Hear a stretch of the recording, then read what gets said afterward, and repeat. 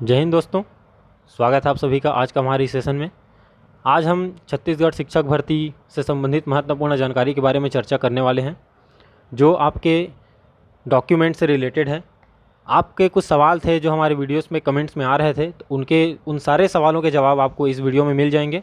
ठीक है, तो देखते हैं आपके कौन कौन से सवाल थे जिनके जवाब आपको चाहिए थे। तो पहला सवाल था आपका कि आपके दो अलग अलग सर्टिफिकेट हैं जिसमें आपके नाम अलग अलग हैं। ठीक है, मान लीजिए आपका क्लास 10th का सर्टिफिकेट है और क्लास 12th का सर्टिफिकेट है जिसमें नाम में थोड़ा सा अंतर है, तो क्या करें। तो घबराइए नहीं, अगर आपने अभी तक उसे नहीं सुधरवाया है तो डॉक्यूमेंट वेरिफिकेशन से पहले आपको एक शपथ पत्र बनवाना होगा नोटरी से। ठीक है, जिसमें आपको कहना होगा कि ये जो जानकारी है वो बिल्कुल सत्य है और जो मतलब दोनों में जो नाम अंतर है वो थोड़ा सा मिस इशू की वजह से हो गया था, फिर आप जल्दी ही इसको सुधरवा लेंगे और दी गई जानकारी जो है बिल्कुल सत्य है। किसी भी तरीके से अगर कुछ गलती पाई जाती है तो उसका दोषी आपको ठहराया जा सकता है। इस प्रकार से आपको शपथ पत्र नोटरी से बनवा के तैयार रखना है। दूसरा सवाल था कि आधार कार्ड और सर्टिफिकेट में नाम अंतर है। तो देखिए, बेसिकली जो डॉक्यूमेंट वेरिफिकेशन होता है वो 10वीं और 12वीं की अंक सूची के आधार पे होता है, या आपके जो और भी सर्टिफिकेट्स हैं उनके आधार पे होता है।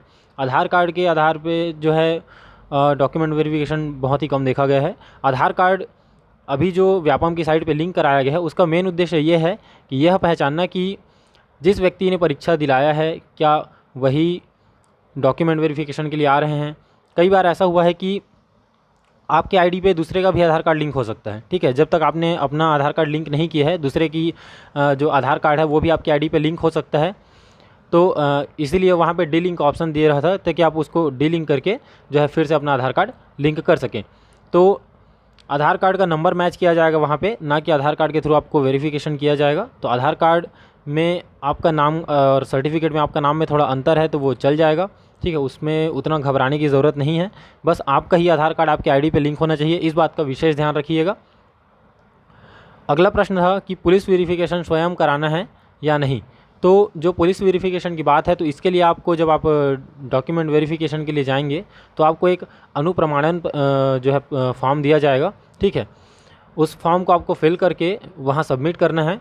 उसमें विभिन्न प्रकार की जानकारियाँ आपसे मांगी जाएंगी। ठीक है, सारी जानकारी आपको एकदम सही सही देनी होगी। अगर उसमें किसी भी प्रकार की असत्य जानकारी पाई जाती है तो आपके खिलाफ़ जो है कुछ दंडात्मक कार्यवाही की जा सकती है। आपको वो फॉर्म भर के देना है, फिर डिपार्टमेंट जो है आपका पुलिस वेरिफिकेशन कराएगा जो फॉर्म आपने फिल करके दिया है उसके आधार पे। तो आपको स्वयं पुलिस वेरिफिकेशन नहीं कराना है। जब आप डीवीसी के लिए जाएंगे तो आपको पुलिस वेरिफिकेशन के लिए फॉर्म दिया, मतलब एक अनुप्रमाणन फॉर्म दिया जाएगा, उसको भर के आपको वहाँ पे सबमिट करना होगा। अगला प्रश्न था कि सैलरी के लिए बैंक खाता एसबीआई का ज़रूरी है क्या। तो देखिए, ऐसा नहीं है। विभिन्न स्कूलों में विभिन्न प्रकार के बैंक के खाता की ज़रूरत रहती है। जैसे कि कुछ स्कूल हैं जहाँ पे एसबीआई का ही खाता ज़रूरी रहता है, कुछ बैंक है जहाँ पे पंजाब बैंक का खाता ज़रूरी रहता है, कुछ बैंक है जहाँ पे आपका बैंक ऑफ बड़ौदा का रिक्वायरमेंट रहता है, कुछ बैंक है जहाँ पे आईसीआईसीआई बैंक का रहता है। तो ऐसा मैंडेटरी नहीं है कि एसबीआई का ज़रूरी है, लेकिन एसबीआई क्या है, एक गवर्नमेंट बैंक है और यहाँ की सर्विसेज जो है काफ़ी अच्छी रहती हैं। इस वजह से जो है एसबीआई का खाता रखने की जो है वो सलाह दी जाती है। बाकी आपका बैंक किसी भी बाकी आपका जो खाता है वो किसी भी बैंक से हो, ऐसा ज़रूरी नहीं है कि एसबीआई का ही हो। हाँ, लेकिन इस बात का ध्यान रखिएगा कि आपका जो खाता है वो जन धन खाता नहीं होना चाहिए। ठीक है, आपका जो खाता है वो मेजर अकाउंट होना चाहिए, जन धन नहीं होना चाहिए। इस बात का खासा ध्यान रखिएगा। अगला प्रश्न था आप लोग का कि मेडिकल सर्टिफिकेट कब और कहाँ से बनवाना है। तो मेडिकल सर्टिफिकेट आपको ज्वाइनिंग के टाइम पे बनवाना है। जैसे कि आपको जब अलॉटमेंट लेटर मिल जाता है स्कूल का, तो जब आप स्कूल में ज्वाइनिंग करने जाएंगे तो आपकी ज्वाइनिंग तिथि से 1 हफ्ते के भीतर आपको मेडिकल सर्टिफिकेट बनवा के जमा करना होता है। ठीक है, आप तो जब आपका डॉक्यूमेंट वेरिफिकेशन कंफर्म हो जाएगा, ठीक है, आपकी ज्वाइनिंग कंफर्म हो जाएगी, तब आप मेडिकल सर्टिफिकेट बनवाइएगा, उससे पहले नहीं। उसके पहले का वैलिड नहीं रहेगा।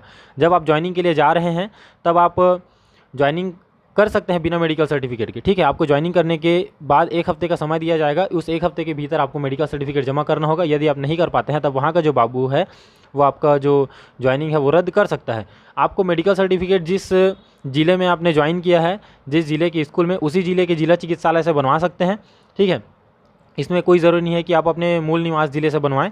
आपने जिस स्कूल के ज़िले में मतलब जिस ज़िले के स्कूल में ज्वाइन किया है उस ज़िले के जिला चिकित्सालय से भी बनवा सकते हैं। तो ये थे आपके कुछ प्रश्नों के उत्तर। अगर ऐसे ही कुछ और प्रश्नों में आपको डाउट है तो बिल्कुल हमें कमेंट कीजिए, उन प्रश्नों के उत्तर भी हम आपको देने का पूरा प्रयास करेंगे। तो इसी प्रकार की जानकारी प्राप्त करते रहने के लिए हमारे चैनल को सब्सक्राइब कीजिए। मिलते हैं आपसे अगली वीडियो में। जय हिंद।